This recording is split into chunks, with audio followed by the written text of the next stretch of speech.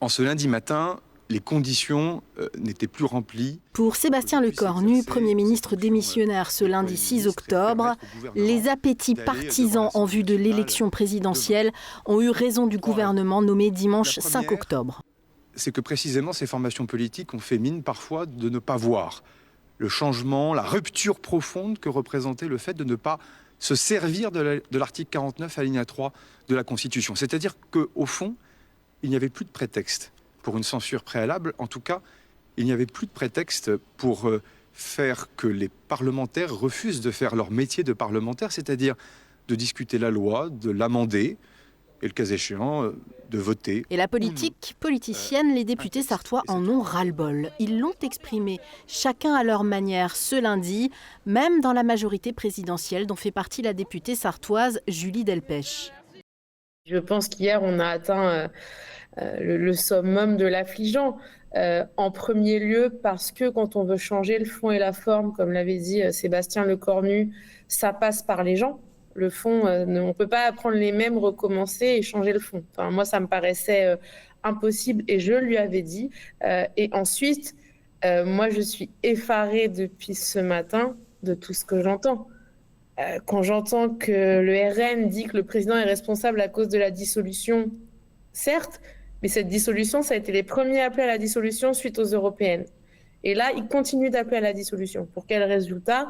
On aura toujours 3 blocs. Mais j'entends le PS, le NFP, les LFI, qui de toute façon avaient annoncé la censure sans avoir ni le casting, ni la feuille de route. Et je pense, cerise sur le gâteau, les Républicains, en la personne de Bruno Retailleau, qui est renommé, donc qui ne fait pas partie qui fait partie de cette continuité et qui s'insurge contre cette continuité qui n'est pas une rupture. Enfin voilà, moi je pense qu'on est dans un moment lunaire et extrêmement inquiétant. Bruno Retailleau, dont le Sarthois Clément Coulon est proche. Ce dernier est membre du bureau des LR au niveau national et président de la Fédération sarthoise. Ça a été peut-être un message très fort envoyé au camp macroniste de dire oui, en fait, nous ne sommes pas la béquille de la Macronie, nous ne sommes pas là pour vous aider à rester au pouvoir, nous sommes là pour servir notre pays. Aujourd'hui, la seule rupture qu'il y a eu, c'était une rupture de confiance. Un certain nombre de ministres ont été nommés sans que Bruno Retailleau en soit informé, au premier rang desquels il y a notamment Bruno Le Maire. Bruno Le Maire, c'est pas en tant que personne, c'est plutôt le symbole qu'il représente. C'est l'homme aux 1000 milliards de dettes. Et c'est aussi le retour, en fait, un petit peu au carré de fidèles d'Emmanuel Macron. Et je pense que le signal n'est absolument pas bon. Ce n'est pas à la hauteur de ce que souhaitent les Français.